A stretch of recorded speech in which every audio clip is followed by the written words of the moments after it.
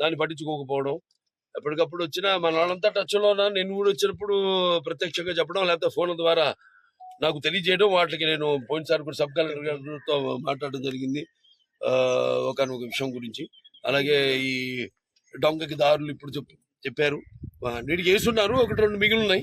వాటిలన్నీ కూడా త్వరగతిని పూర్తి చేస్తారు. నాన్నగారి స్మారకం ఈ పాత ఇల్లు కూడా ఏమైనా డెవలప్మెంట్ చేయడానికి దాన్ని మ్యూజియం లాగా చేయడానికి కూడా ఉందండి. అది కూడా ఉంది. ఐడియా కూడా ఉంది. త్వరగతిలో ప్రారంభించేస్తాం పనులు కూడా.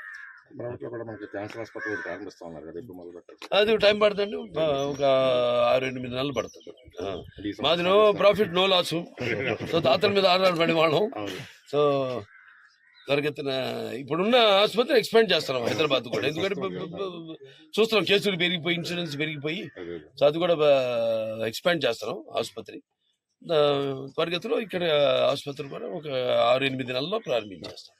మీరు ఎమ్మెల్యేగా ఒక మాట అడుగుతారు. రాజకీయంగా మొన్న అసెంబ్లీ జరిగిన తీరులో వాళ్ళు 11 నిమిషాలు వచ్చి వెళ్ళిపోయారు. దాని గురించి లేకపోతే సస్పెండ్ చేస్తారు కదా. దాన్ని పట్టించుకోకపోవడం. ఎప్పటికప్పుడు వచ్చినా మన వాళ్ళంతా టచ్‌లో ఉన్నాను. నేను కూడా వచ్చినప్పుడు ప్రత్యక్షంగా చెప్పడం, లేకపోతే ఫోన్ల ద్వారా నాకు తెలియజేయడం. వాటికి నేను పోయినసారి కూడా సబ్ కలెక్టర్ గారితో మాట్లాడడం జరిగింది. ఒకానొక విషయం గురించి. అలాగే ఈ డొంకకి దారులు ఇప్పుడు చెప్పారు. నీటికి వేసున్నారు. 1, 2 మిగిలినాయి. వాటిలన్నీ కూడా త్వరగతిని పూర్తి చేస్తారు. నాన్నగారి స్మారకం ఈ పాత ఇల్లు కూడా ఏమైనా డెవలప్మెంట్ చేయడానికి దాన్ని మ్యూజియం లాగా చేయడానికి కూడా ఉందండి. అది కూడా ఉంది. ఐడియా కూడా ఉంది. త్వరగతిలో ప్రారంభించేస్తాం పనులు కూడా.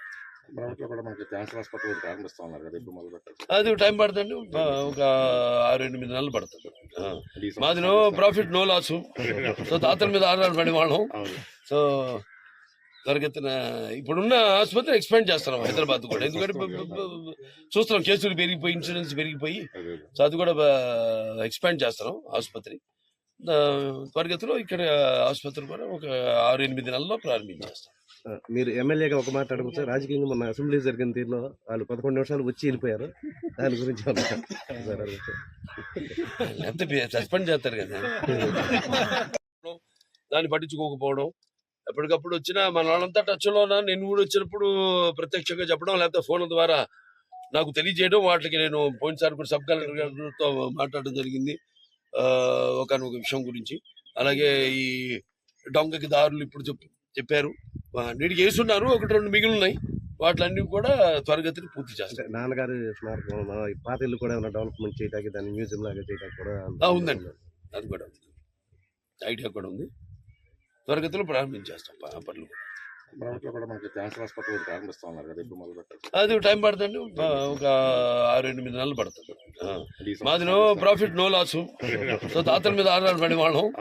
సో త్వరగతిన ఇప్పుడున్న ఆసుపత్రి ఎక్స్పాండ్ చేస్తున్నాం హైదరాబాద్ కూడా. ఎందుకంటే చూస్తున్నాం కేసులు పెరిగిపోయి, ఇన్సూరెన్స్ పెరిగిపోయి. సో అది కూడా ఎక్స్పాండ్ చేస్తున్నాం ఆసుపత్రి. త్వరగతిలో ఇక్కడ ఆసుపత్రి కూడా ఒక 6-8 నెలల్లో ప్రారంభించేస్తాం. మీరు ఎమ్మెల్యేగా ఒక మాట అడుగుతారు. రాజకీయంగా మొన్న అసెంబ్లీ జరిగిన తీరులో వాళ్ళు 11 నిమిషాలు వచ్చి వెళ్ళిపోయారు. దాని గురించి లేకపోతే సస్పెండ్ చేస్తారు కదా.